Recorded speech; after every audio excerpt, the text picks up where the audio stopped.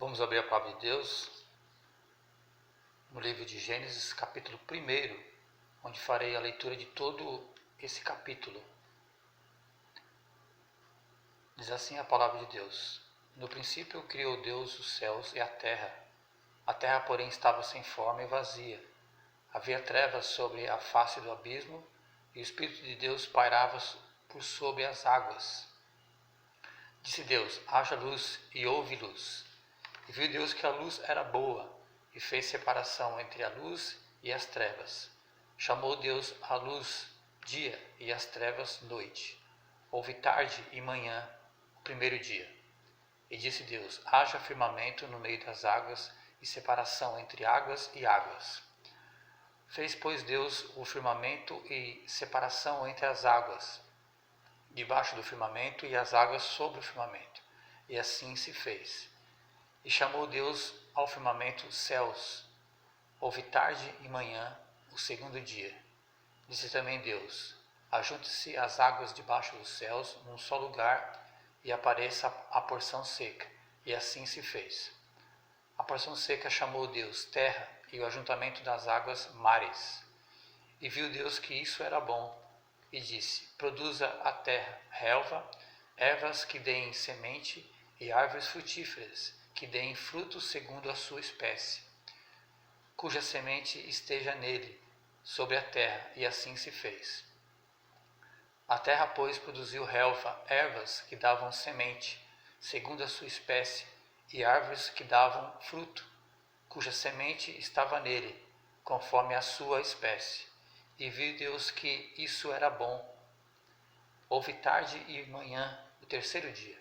Disse também Deus: haja luzeiros no firmamento dos céus, para fazerem separação entre dia e noite, e sejam eles para sinais, para estações, para dias e anos.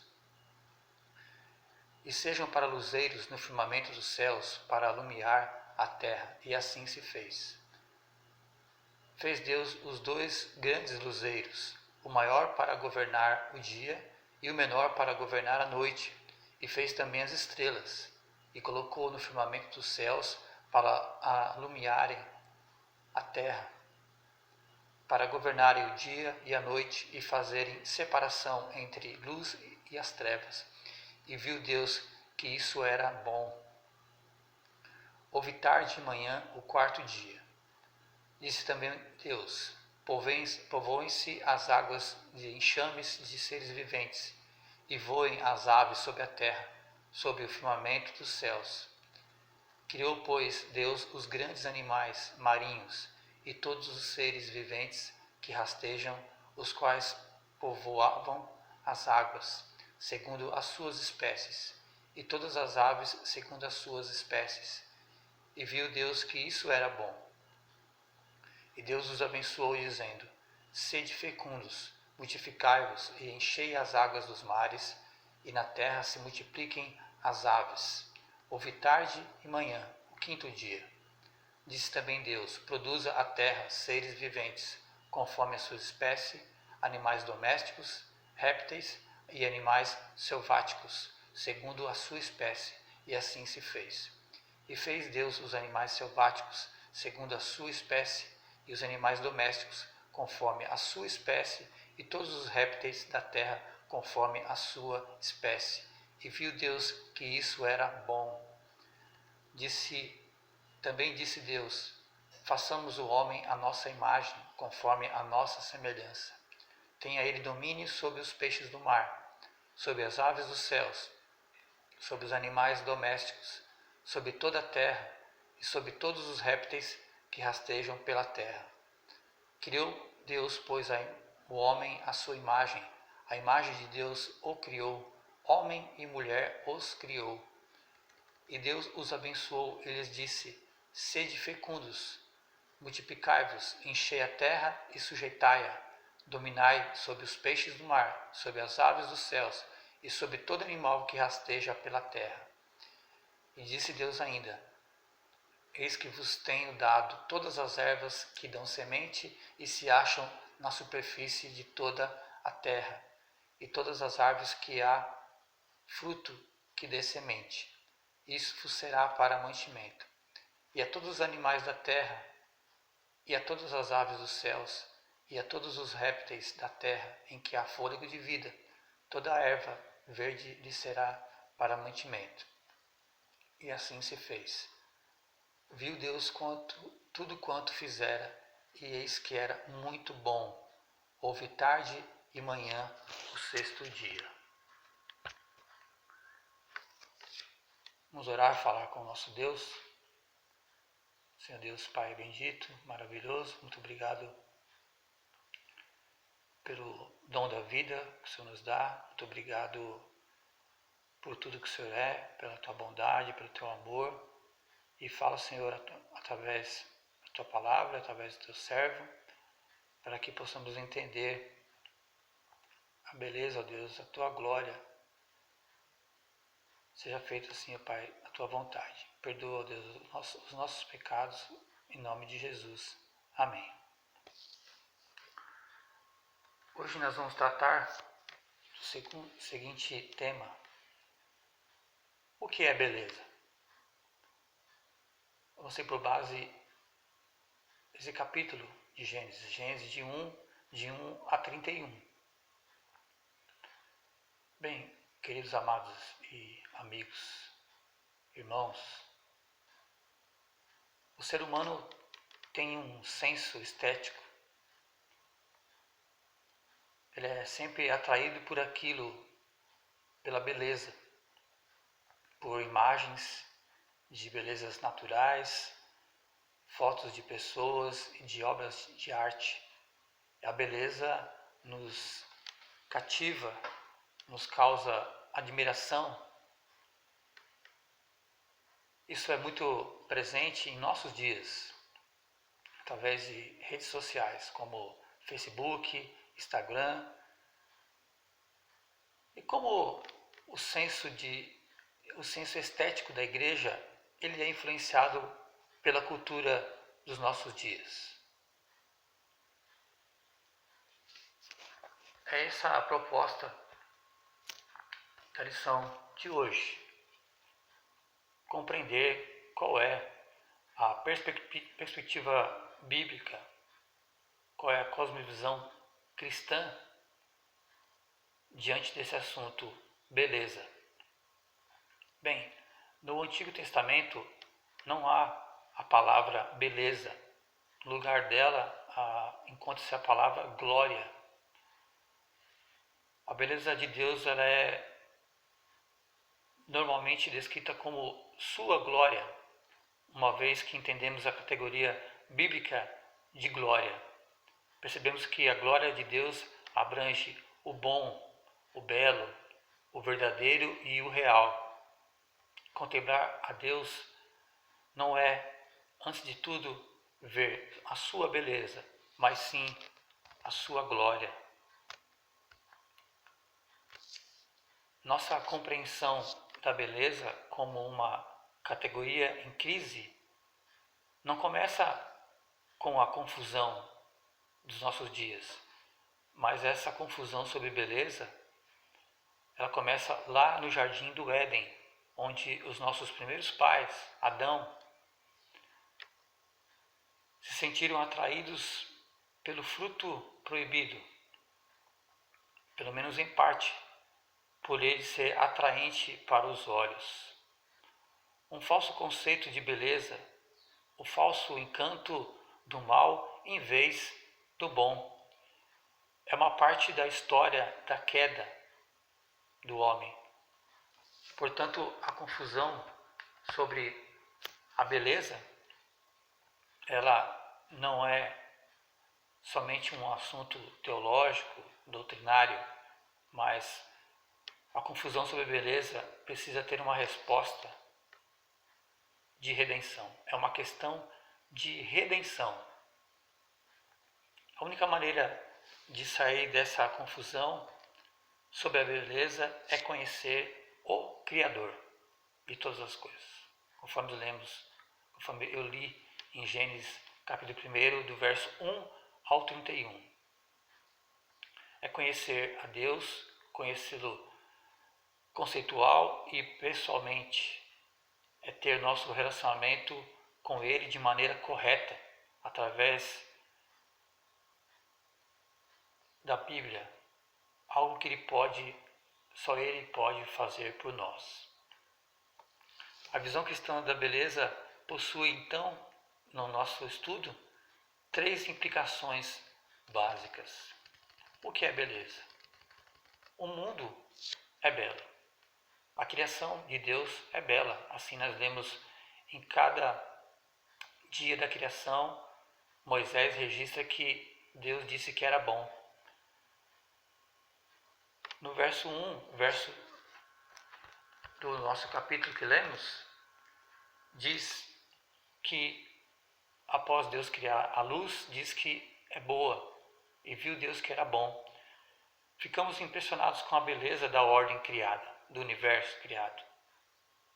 E esse sentimento é validado para nós no capítulo 1, no qual o veredito do próprio Criador e da criação, ele diz que é boa toda a sua criação. A bondade da criação é, portanto, inegociável. Se ela é boa, então também ela é necessariamente verdadeira, real e bonita.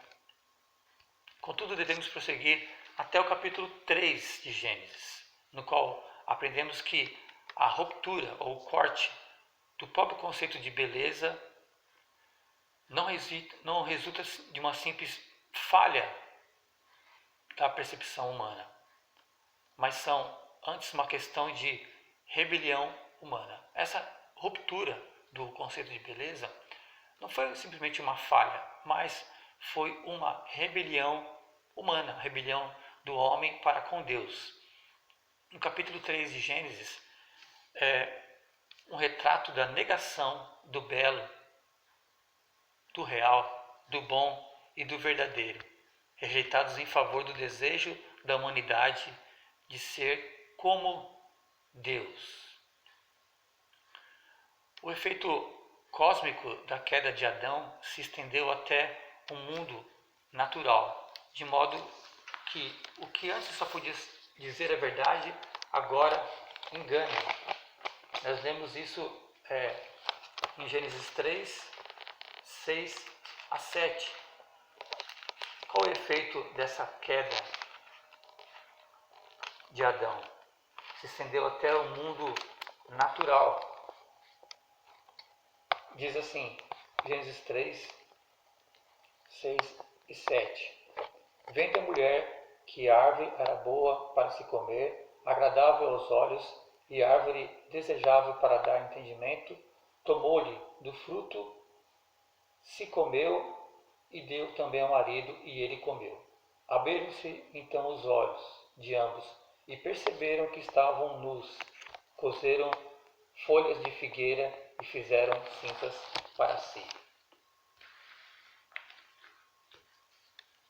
Somos advertidos que aquilo que é um deleite para os olhos, que é agradável para os olhos, pode muito bem ser feio, pode ser feiura.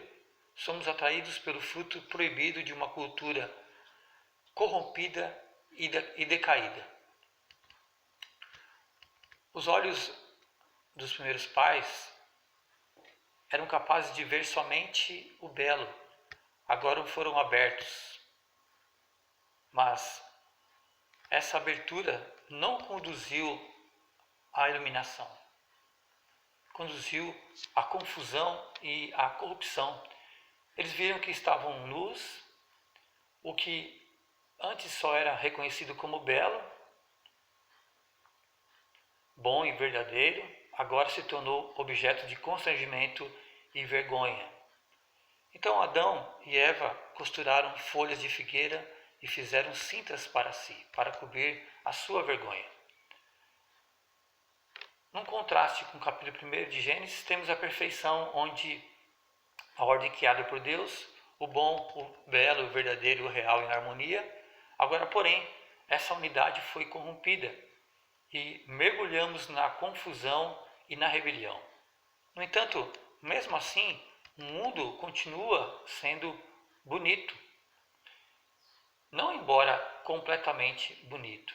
Em outras palavras, existe um vestígio de beleza da criação, que proclama a todos acerca da realidade de Deus.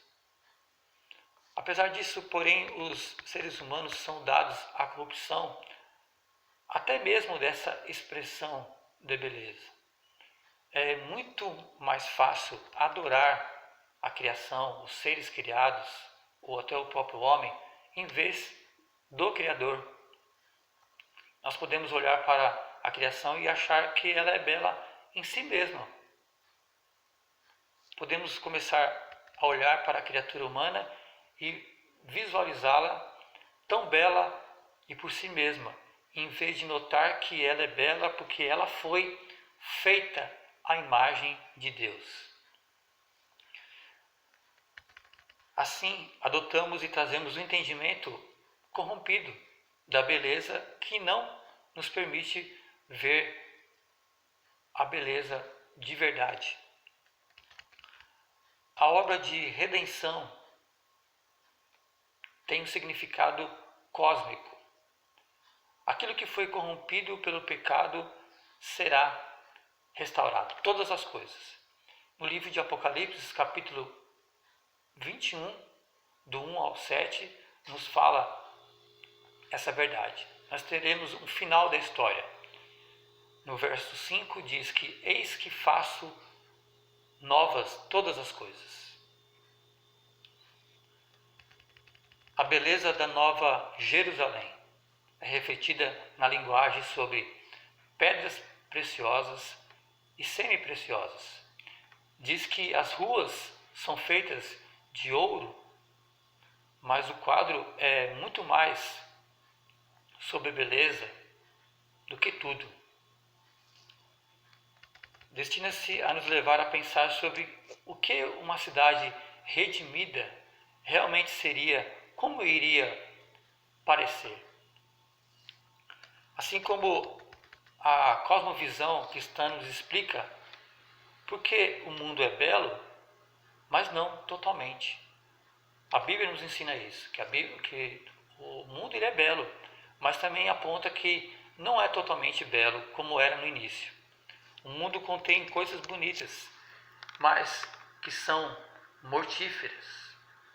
E a inclinação do ser humano é adorar a criatura e a criação em vez do Criador. O mundo agora está gemendo, sofrendo sob o efeito do pecado, da ira e do julgamento de Deus. Isso explica muita coisa, inclusive furacões, terremotos, maremotos, peixes peçonhentos, plantas venenosas. No entanto, nem sempre foi assim. E também não será sempre assim. A Bíblia nos aponta para a restauração de todas as coisas. A compreensão cristã da beleza é uma visão futura, escatológica, quer dizer, de últimas coisas. Essa compreensão teremos somente no final de todas as coisas, que nós aguardamos com expectativa a revelação da verdadeira beleza que virá no dia do Senhor. Quando o Alfa e o Ômega será visto como maravilhoso. A volta do nosso Senhor Jesus Cristo. Então vimos que existe o belo, mas não completamente. E, em segundo lugar, nós temos a imagem de Deus. Mas a imagem de Deus é a beleza? Ou uma capa de revista pode ser mostrada como a beleza de Deus? Vimos que a visão cristã da beleza nos diz que o mundo é belo, mas não totalmente. Em segundo lugar, essa cosmovisão cristã explica por que, por exemplo, a face, o rosto de uma criança com síndrome de Down foi criada à imagem de Deus. Ou é mais bela do que a garota da capa de uma revista, por exemplo, de moda ou de beleza. Qual é mais belo?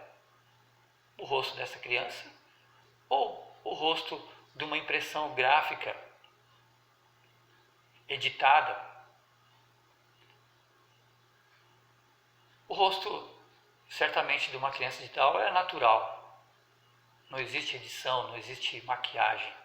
Mas o rosto de uma pessoa bonita, numa capa de revista, de moda ou de beleza, não é real. Não é daquele jeito, de verdade.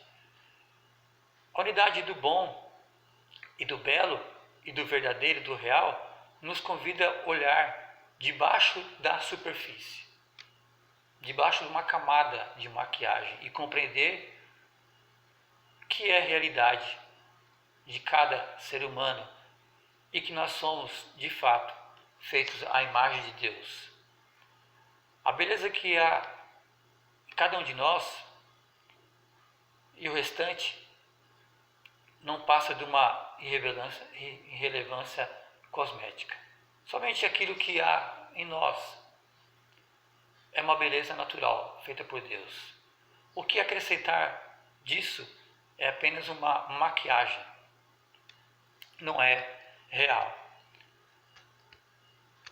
A vida cotidiana geralmente não é um processo bonito, não é um processo atraente, porém a sua própria maneira reflete a beleza do Criador e a sua justiça perfeita, sua bondade absoluta e a sua determinação em trazer glória para si mesmo.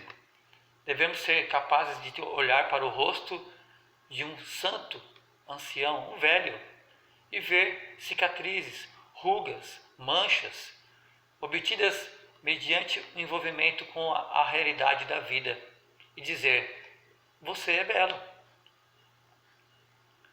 Lembra-se do bom, do belo, do verdadeiro, do real? Isso é real. Não devemos querer esconder isso. Não devemos querer virar as costas da nossa realidade. Certa feita, aos seus 80 anos de idade, o primeiro-ministro da Inglaterra, Winston Churchill, foi homenageado com um retrato pintado por um famoso pintor impressionista. Durante muito tempo foi feito esse trabalho e após ele ver aquela obra, ele rejeitou ver o seu próprio retrato. Ficou constrangido, ficou revoltado. Mas, na verdade, retratava a sua própria imagem, a sua velhice. Não devemos então rejeitar. Ele rejeitou aquela considerada a obra de arte, uma obra que retratava a sua imagem. Ele até a queimou e destruiu. A cosmovisão cristã, também em terceiro lugar, ela é bela, mas não é trágica. A cosmovisão cristã é a visão cristã da beleza e explicam por que o mundo é belo, mas nem tanto. E por que o rosto dessa criança com síndrome de Down é mais belo do que a foto de uma pessoa na revista de moda. Mas, em terceiro lugar, como ela é bela e não é trágica. Nos explica porque a beleza da cruz, ela é bela, mas ela não é trágica.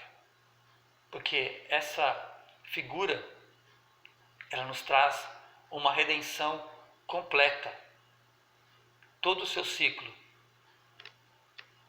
A nossa conversa sobre beleza, ela precisa ser direcionada para aquilo que é belo, a sua bela cruz. Na cruz não havia nada bonito em Jesus. A cruz em si mesmo, certamente, ela não é bonita, mas é um símbolo de execução. Porém, nós conhecemos a sua realidade, conhecemos o que é verdadeiro. Portanto, nós abraçamos a cruz como uma bela cruz sobre a qual foi pendurado um belo Salvador real, cuja morte foi uma morte bela. Em termos de ser humanos, não existe mortes belas, mas apenas uma morte foi bela, e essa morte foi daquele que morreu pelos nossos pecados. O apóstolo Paulo, escrevendo aos Coríntios, em sua segunda carta, no capítulo 4, 2 Coríntios 4, verso 6, ele nos diz: porque Deus que disse, das trevas resplandecerá a luz, ele mesmo resplandeceu em nosso coração, para a iluminação do conhecimento da glória de Deus na face de Cristo. Assim nós que fomos chamados à fé, que chegamos ao conhecimento do Senhor Jesus como Salvador, que fomos transformados pela graça de Deus. Agora vemos o Cristo, a sua cruz, pela graça de Deus. No livro de Apocalipse, capítulo 22, de 1 a 5, somos lembrados de que, como Deus um dia vai trazer a beleza e a perfeição, trará nova todas as coisas. Para concluir, para os cristãos, a beleza é uma categoria evangelística. Em certo sentido, o maligno, o mal, tenta dizer o que é bonito. Ele mente sobre a beleza, corrompe o bom, o belo, o verdadeiro, o que é separando entre si, separando, ou seja, o bom, o belo, esse verdadeiro, o real, e comemora essa confusão. Ele comemora sempre alguma coisa tão feia e é chamado de verdadeira, quando algo irreal é chamado de belo. Porque a evangelização é uma ferramenta de mostrar o que é belo. É uma questão de restabelecer a unidade entre o bom, o belo, o verdadeiro e o real. A unidade que foi corrompida, no entanto, só pode ser colocada de volta novamente por aquele que criou o mundo e, portanto, pode ser redimida essa beleza. Não é por acaso que nos é dito em Romanos 10, 17, que são formosos os pés dos que anunciam as boas novas. Esse texto nos fala uma informação muito preciosa no verso 7, falando sobre os pés daqueles que proclamam as boas novas. Refere-se aos pés dos mensageiros que percorriam as montanhas com as boas novas de que o exílio chegara ao fim, porque Deus reinava sobre os seus inimigos. A palavra boa nova é evangelho. Essa e outras passagens de Isaías fornecem o plano de fundo do termo evangelho no Novo Testamento. É o pano de fundo. A essência do evangelho nos dois testamentos é que Deus reina sobre tudo e que o seu reino chegou. Diz então que alguém que prega as boas novas, ele prega algo belo, ele prega algo bonito.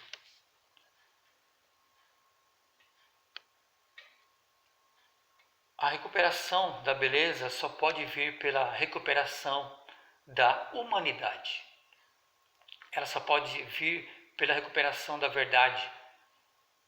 E isso só pode vir pelo meio da recuperação do bom, do real, pelo poder de Deus. Aplicando em nossas vidas, a beleza é para nós um mandato evangelístico. Temos que anunciar o que é belo, o que é verdadeiro. A mensagem da cruz é um propósito missiológico, é uma missão da igreja, dos crentes. Somos as pessoas que sabem o que é beleza. Não que tenhamos visto como vimos nossos pais, mas temos visto como uma pequena degustação a criação de Deus. E nós visualizamos a promessa de Deus como uma garantia certa. Algo está por vir no futuro. Nessa vida vivemos em meio aos bonitos, aos corruptos e os artificiais, aquilo que é maquiado pelo mundo. Vivemos entre aqueles que não acreditam que a beleza de fato exista e entre aqueles que pensam que a beleza pode ser fabricada. Em tal contexto, somos os únicos, aqueles que conhecem a Bíblia e que estudam à luz da iluminação de Deus, que temos de dizer de que conhecemos a beleza e que não há em nenhum outro, mas em Jesus Cristo, o nosso Senhor. Pense, reflita, qual é a sua cosmovisão, se a sua visão de mundo está através da lente da Bíblia Sagrada. Que Deus o abençoe nesse dia, que você recorra à leitura bíblica, estará disponibilizada na descrição desse vídeo que você possa consultar em tempo oportuno. Que Deus assim nos abençoe. Amém.